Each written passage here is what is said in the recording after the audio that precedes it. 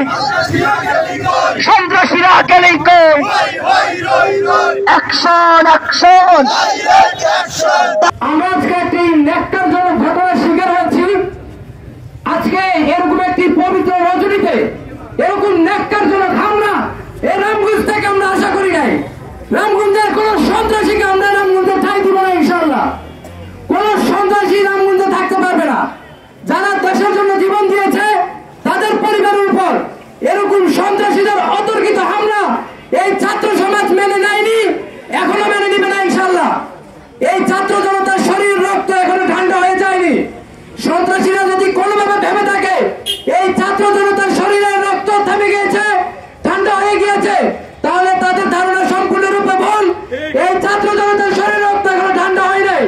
রামগঞ্জে কোনো পেশিবাদী কাজ যদি কাম করতে চায়, শুধু রামগঞ্জ নয়, সারা বাংলাদেশে আর কোন পেশিবাদ কাম করতে দিতে পারবো না।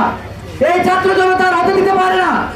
এরকম ন্যাক্কারজনক হামলা, এরকম পবিত্র রজনীতে এরকম ন্যাক্কারজনক হামলা আমরা কোনোভাবে মেনে নিতে পারছি না। অদূর ভবিষ্যতে স্বৈরাচার শেখ হাসিনার মতো যদি কেউ পেশিবাদ এই বাংলাদেশে আবারও কায়েম করতে চায়, এই ছাত্র জনতা আবারও তাদের বুকে তাদের রক্ত দিয়ে সেই সকল পেশিবাদী হামলা আবারও রুখে দেবে ইনশাআল্লাহ। যতদিন জুলাই যোদ্ধাদের শরীরে রক্ত আছে ততদিন এই বাংলাদেশে কোনো সন্ত্রাস চলতে পারে না।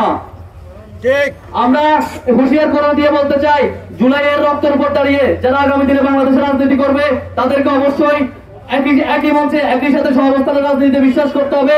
পাশাপাশি এই বাংলাদেশে অদূর ভবিষ্যতে কোনো সন্ত্রাস চলবে না, কোনো চাঁদাবাজি চলবে না, কোনো সন্ত্রাস চলবে না। যদি তা হয় তাহলে জুলাই যোদ্ধারা এখনো জীবিত আছে, এখনো তাদের শরীরে রক্ত প্রবাহিত আছে, তারা তাদের সর্বোচ্চ দিয়ে প্রতিহত করবে। সবাইকে ধন্যবাদ। ইনকিলাব জিন্দাবাদ। প্রিয় রামগঞ্জবাসী, ফ্যাসিবাদ উৎপন্ন হয় বাংলাদেশে। আজ রামগঞ্জের মানুষ একটি দুঃস্বপ্নের মুখোমুখি হয়েছে। বাংলাদেশ অন্তর্বর্তীকালীন সরকারের মাননীয় তথ্য সম্প্রচার উপদেষ্টা জনাব মাহফুজ আলমের সম্মানিত পিতা জনাব আজিজুর রহমান বাচ্চু মোল্লার উপর স্থানীয় সন্ত্রাসীরা অতর্কিতভাবে ন্যাক্কারজনক হামলা চালিয়েছে।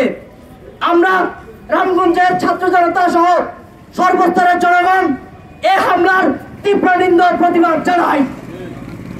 রামগঞ্জের প্রশাসনের নিকট আমাদের আহ্বান এবং রামগঞ্জের প্রশাসনকে আমরা এই হামলার ব্যাপারে তদন্ত সাপেক্ষে অতি দ্রুত সময়ের মধ্যে হামলাকারীদেরকে সন্ত্রাসীদেরকে গ্রেপ্তার করার জন্য আহ্বান জানাই।